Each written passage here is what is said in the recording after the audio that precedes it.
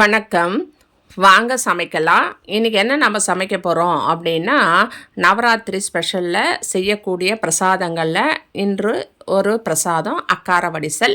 இது 9 நாளில் ஏதாவது ஒரு நாளில் கண்டிப்பாக இதை செஞ்சு வைங்க. ரொம்ப சூப்பர் பிரசாதம். இது எப்படி செய்யணும் அப்படின்னு பார்ப்போம். அதற்கு முன்னாடி நம்ம சேனலை சப்ஸ்கிரைப் பண்ணிவிட்டு பக்கத்தில் இருக்கிற பெல் பட்டனை அழுத்தி வச்சுக்கோங்க. நான் போடுற ஒவ்வொரு பதிவும் உங்களுக்கு உடனுக்குடன் நோட்டிஃபிகேஷனாக வரும். இப்போ குக்கர் ஒன்று எடுத்து வச்சுக்கோங்க. அதில் 2 ஸ்பூன் நெய் விட்டுட்டு ஒரு கிளாஸ் அளவு பைத்தம்பருப்பு, அதே கிளாஸில் 2 கிளாஸ் பச்சரிசி ரெண்டும் சேர்த்து ஒரு 2 நிமிஷம் அந்த நெய்யிலே நல்லா வறுத்து கொடுங்க. அது வறுக்கும் பொழுது நல்லா ஒரு வாசனை வரும். அந்த மாதிரி வாசம் வரும் பொழுது அது வறுபட்டுச்சு, ஆனால் தீஞ்சு போகக்கூடாது, கலர் மாறக்கூடாது, அந்த வாசம் வரும். அது மாதிரி வரும் பொழுது அதுக்கு அது வேகிறதுக்கு தேவையான அளவு நான் 2 கிளாஸ் அரிசி 1 கிளாஸ் பருப்பு மொத்தம் 3 கிளாஸ் போட்டிருக்கேன். இந்த 3 கிளாஸுக்கு 6 கிளாஸ் பால், 1 கிளாஸ் எக்ஸ்ட்ரா விட்டுக்குங்க. மொத்தம் 7 கிளாஸ் அளவு இதுக்கு பால் சேர்க்கணும். இது பாலில் தான் செய்யணும். அப்போ ரொம்ப நல்லாயிருக்கும். 7 கிளாஸ்னா கொஞ்சம் தளன்னு இருக்கணும் அப்படின்றதுக்காக 7 கிளாஸ் சேர்த்து கொஞ்சம் ஏலக்காய் பொடி, ஒரே ஒரு பிஞ்ச் அளவு உப்பு, இது அத்தனையும் சேர்த்து நீங்கள் குக்கரில் ஒரு 5 விசில் விட்டு இறக்கிக்கோங்க. ஏன்னா விசில் கொஞ்சம் அதிகமாக விடணும், நல்லா குழஞ்சி வரணும். அதனால் ஒரு 5 விசில் விட்டு இறக்கிடுங்க. அது விசில் போனவருக்கு இறக்கி அதை நல்லா குழச்சி கொடுத்துருங்க. ஏன்னா அந்த அரிசி பருப்பு எல்லாமே ஒன்றா சேர்ந்து குழஞ்சி வரணும். அதனால் நம்ம ஒரு கரண்டியால் குழச்சிட்டு 2 கிளாஸ் அளவுக்கு பொடிச்ச வெல்லம் நான் 2 கிளாஸ் சேர்த்துருக்கேன். தித்திப்பு கம்மியாக வேணுன்றவங்க 1.5 கிளாஸ் சேர்த்துக்கோங்க. அதிகமாக வேணுன்றவங்க 2.5 கிளாஸ் சேர்த்துக்கோங்க. நான் திட்டமான தித்திப்பு இருக்கணும்ன்ட்டு நான் 2 கிளாஸ் சேர்த்துருக்கேன். 2 கிளாஸ் வெல்லத்தை போட்டு அதை நல்லா கலந்து கொடுங்க.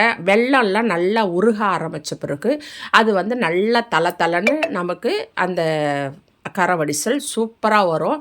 அதுவும் இந்த நெய்யிலே நம்ம அரிசி பருப்பு வறுத்துருக்கும் போது இது கலரும் போது அவ்வளோ நல்லா வாசனை வரும். அது மாதிரி நல்லா கலந்து கொடுத்துட்டு இதுக்கு மேலே நம்ம முந்திரி திராட்சையை நல்லா ஒரு 2 ஸ்பூன் அளவுக்கு நெய்யை விட்டு நல்லா தேவையான அளவு முந்திரி திராட்சையை நல்லா வறுத்துக்கோங்க. வறுத்து இது மேலே கொட்டி நல்லா ஒரு 2 நிமிஷம் நல்லா கலந்து கொடுத்து இறக்கி நல்லா சுட சுட இதை பரிமாறுங்க. ரொம்ப சூப்பராக இருக்கும். இது மகாலட்சுமிக்கு ரொம்ப பிடித்தது. நீங்கள் சரஸ்வதி, துர்கா எல்லாத்துக்குமே இது அம்மன் வழிபாடில் கண்டிப்பாக வைங்க. ரொம்ப சூப்பராக இருக்கும். இது 9 நாளில் எந்த நாள் வேணாலும் வைக்கலாம். ரொம்ப நல்லது. உங்களுக்கு நேரம் கிடைக்கும் போது கண்டிப்பாக இந்த பிரசாதத்தை தவற விடாதீங்க. கண்டிப்பாக ஒரு நாள் செஞ்சு வைங்க. அது அவ்வளோ சூப்பரான பிரசாதம். ஏன்னா இது அந்த பாசிப்பருப்பும் அந்த பச்சரிசியும் சேர்ந்து வெல்லமும் சேரும் பொழுது அதனுடைய மகிமை வேறு மாதிரி இருக்கும். அம்மன் அருள் அருமையாக கிடைக்கும். அதனால் கண்டிப்பாக நீங்கள் இந்த பிரசாதம் ஒரு முறை செஞ்சு பாருங்கள். இதை ட்ரை பண்ணி பாருங்கள். சூப்பரும் நல்லாயிருக்கும், டேஸ்ட்டும் நல்லாயிருக்கும். அம்மனுக்கும் ரொம்ப பிடிக்கும். அதனால் இது நம்ம நோன்பு அந்த மாதிரி டைமில் கூட செய்வோம். வரலட்சுமி விரதத்தப்போ செய்வோம்.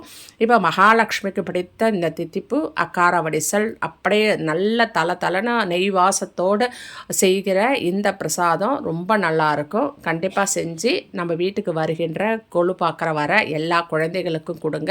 ரொம்ப சூப்பராக சாப்பிடுவாங்க. சத்து நிறைந்ததும் கூட. கண்டிப்பாக இது எப்படி இருந்தது அப்படின்னு சொல்லிட்டு எனக்கு கமெண்ட் பண்ணுங்கள். இந்த வீடியோவை சப்ஸ்கிரைப் பண்ணி பக்கத்தில் இருக்க பெல் பட்டனை அழுத்தி வச்சு நான் போடுற ஒவ்வொரு பதிவும் உங்களுக்கு உடனுக்குடனே கிடைக்கும். நன்றி, வணக்கம்.